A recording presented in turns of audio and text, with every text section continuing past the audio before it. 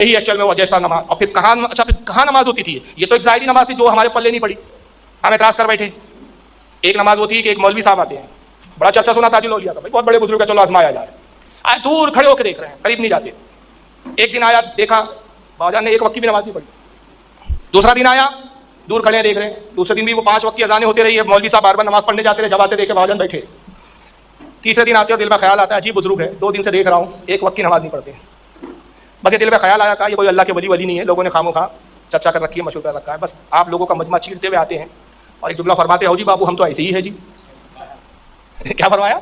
او جی بابو ہم تو ایسے ہی ہے جی. اور پھر اپنا جبہ مبارک اٹھایا اور ان کے سر پہ ڈالا. بس کچھ سیکنڈ جبہ تھا, جبہ ہٹایا, دنیا کیا دیکھ رہی ہے, قدموں میں گر کے رو رہے, سرکار معاف کر دیجیے. جاؤ جی بابو دکھا دیا نا. کیا دکھایا بھائی؟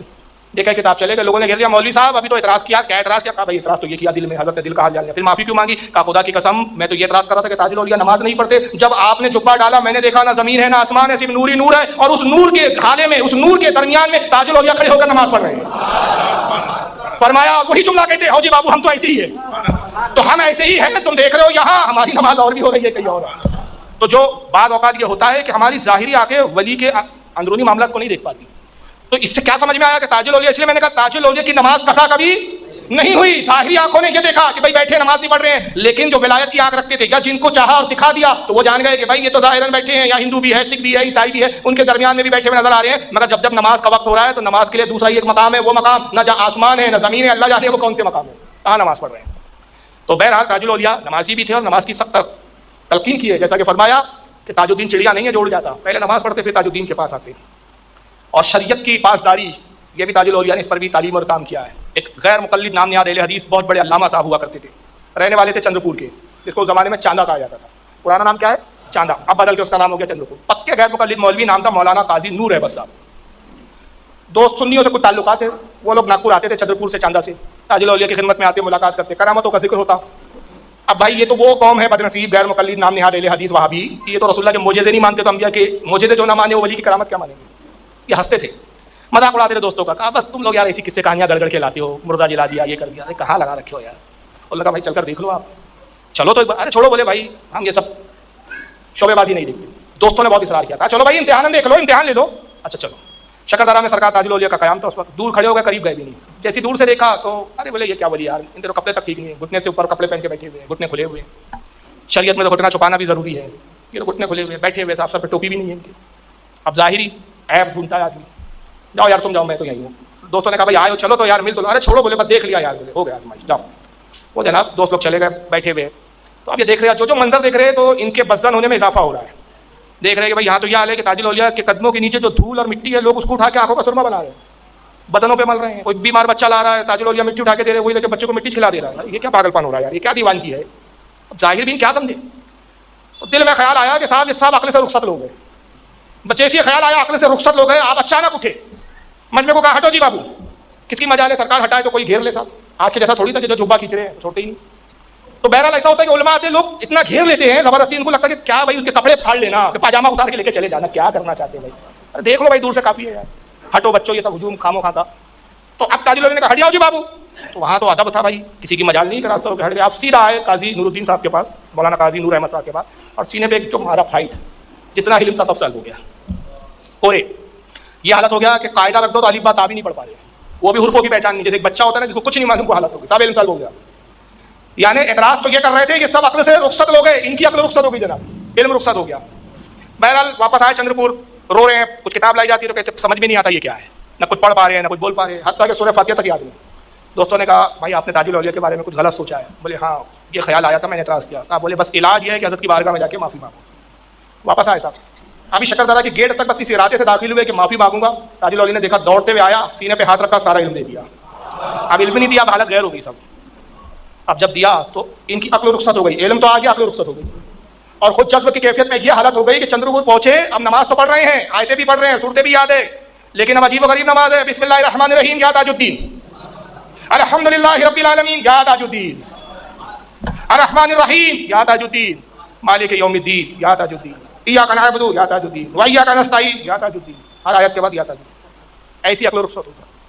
پھر دوسرا کام کیا کیا جناب نے, جھنڈا بنایا, 3 لائن میں اس پہ لکھوایا, اوپر تھا لا الہ الا اللہ, نیچے تھا محمد رسول اللہ, تیسرے میں تھا تاج الدین نور اللہ. بابا جان کا کہیں سے فوٹو لائے اٹھا کے, چھوٹی سی فوٹو کو تعویذ بنایا, بازو پہ باندھ دیا. اب پوری جماعت اہل حدیث پریشان, کل تک شرک کے فتوے دینے والا آج کو شرک میں مبتلا ہے. کل تک ہر کسی کو بدعت شرک بدعت شرک. ارے کیا ہو گیا بھائی, لوگ آ رہے ہیں سمجھا رہے, چلو جاؤ اپنا کام کرو, یا تاج الدین. ارے مولانا صاحب کیا ہو گیا, ارے جاؤ بھائی یا تاج الدین. کسی کے سننے کے لیے تیار نہیں.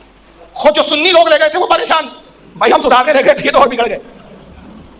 تو کسی نے جا کے عرض کیا, سرکار ان کی تو حالت غیر ہو گئی, خواب میں رات میں تشریف لاتے اور جلال میں فرماتے ہیں فوراً حاضر ہو جاؤ جی.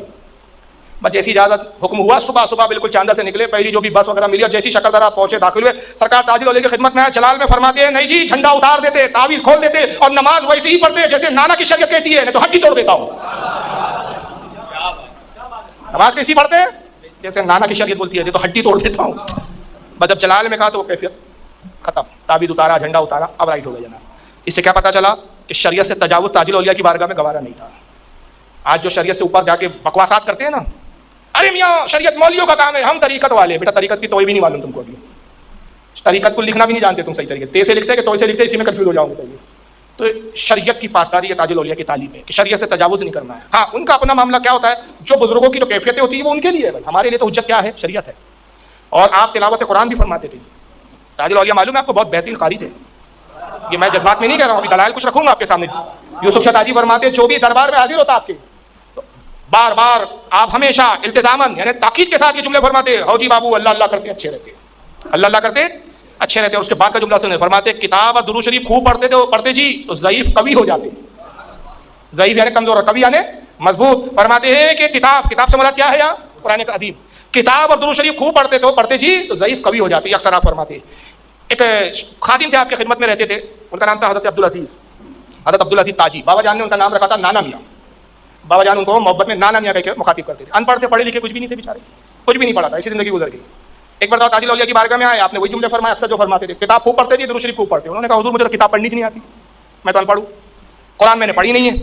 آپ نے فرمایا نانا میاں جاؤ جی قرآن پڑھو, جاؤ قرآن پڑھو. بولے حضور مجھے پڑھنا ہی نہیں آتا. کہہ دیا نا تاج الدین نے قرآن پڑھو, یہ جھنجلا کے اٹھے, اچھا چاہتا ہوں. قرآن لے ایک حافظ صاحب کے پاس پہنچے, بولے بھیا قرآن پڑھنا ہے. انہوں نے کہا آپ نے کبھی پڑھا؟ کہا پڑھا تو نہیں ہے, یہ پہلی بار قرآن کے لے آیا ہوں. تو کہا چلیے شروع کیجیے. پڑھی الف با. انہوں نے الف با پڑھایا, انہوں نے پڑھنا شروع کر دیا, الحمدللہ رب العالمین الرحمن الرحیم, پورا قرآن سنا دیا. بولے آپ تو کہہ رہے تھے آپ پڑھی نہیں. کہا مجھے خود حیرانی ہے کہ میں کیسے پڑھ پا رہا ہوں. کہا معاملہ کیا ہے, یا تو آپ جھوٹ کہہ رہے ہیں یا پھر کچھ بات ہے. انہوں نے کہا بھائی نہ میں جھوٹا ہوں نہ میں جھوٹ کہہ رہا ہوں, معاملہ یہ تاج الاولیاء نے کہا قرآن پڑھے. کہا جی جب اس نے کہا پڑھے تو پھر کون ہے جو آپ کو پڑھنے سے روک سکے, یہ سب تاج الاولیاء نے پڑھایا. اور پھر دوسری کرامت کیا تھا کہ جب یہ پڑھ کر آئے حضور قرآن پڑھنا سیکھ لیا, آپ بچوں کو پڑھاتے جی. اب کرامت یہ تھا کہ کند سے کن ذہن کا بچہ آتا, 1 مہینے میں پورا قرآن حفظ کروا دیتے. یہ نانا میاں کی کرامت ایسی نوازا.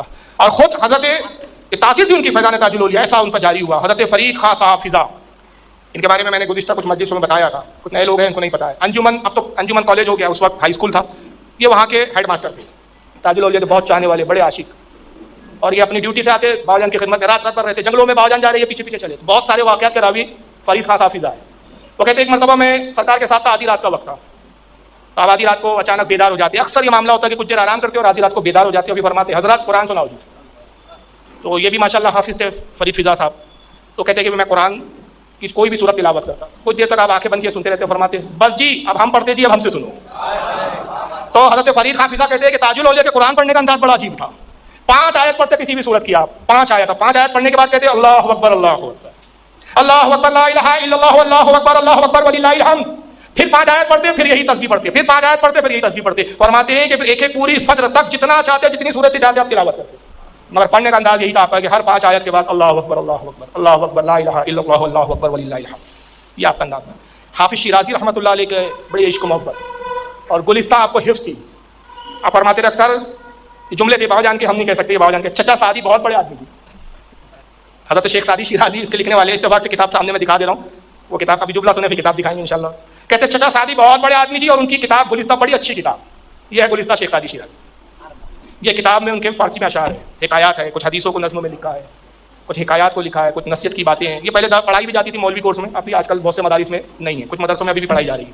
گلستہ اور کیا شبستہ, بوستہ, 2 کتابیں شیخ سعدی کی. تو یہ اس کے اشعار آپ کو بڑے یاد تھے تاج الاولیاء کو. یعنی دیکھیے میں یہ پہلو بتا رہا ہوں کہ آپ سے محض خالد مجذوب نہیں تھے, سالک بھی تھے.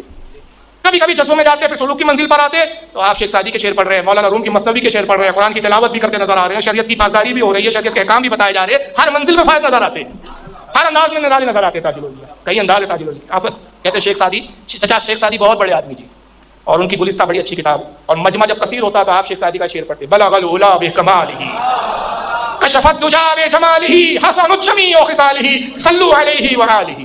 بہت دیر تک آپ بلند آواز سے پڑھتے اور مجمع سن رہا ہوتا، پھر آپ مجمع سے کہتے تم بھی پڑھو جی، کہ پورا مجمع پڑھنے لگتا، اور اس کے بعد دعا ہوتی، آپ ہی دعا کرتے، دعا بھی فرماتے۔ یوسف شتاجی فرماتے ہیں اپنی کتاب میں صفحہ نمبر 258 پر 260 تک کے پورا واقعات لکھے کہ شیخ سعدی کے شعروں کی تکرار ہوتی، پھر مولانا روم کے شعر پڑھتے، اور پھر جب دعا ہوتی تو دعا میں آپ یہ التزاماً تاکید کے ساتھ، مطلب بالکل پابندی کے ساتھ یہ شعر آپ پڑھتے تھے، کریمہ ببخشائے برحالما، فارسی کیا شاعر ہے، کریمہ ببخشائے برحالما کہ ہستہ مسیرے کمند ہوا، ندارم غیر استو فریاد رست تو ہی آسیارہ خطا بخش و بس، یہ شعر پڑھتے۔ اور اکثر آپ کو یہ شعر بہت پسند تھا، جب موڈ میں ہوتے تو گنگناتے، مرحبا سید مکی مدنی العربی، مرحبا سید مکی مدنی العربی، دل و جاں باد فدایا چھ عجب خوش لقبی، یہ شعر کی تکرار ہوتی۔ تو یہ ایک الگ انداز ہے تاج الاولیاء کا، مولانا روم کے اشعار، شیخ سعدی کے اشعار پڑھنا، گلستہ کے اشعار پڑھنا، نعت کی محفلیں منعقد ہوتی ہے آپ کے یہاں، سرکار صلی اللہ علیہ وسلم کا کلام پڑھنے کی تاکید ہوتی۔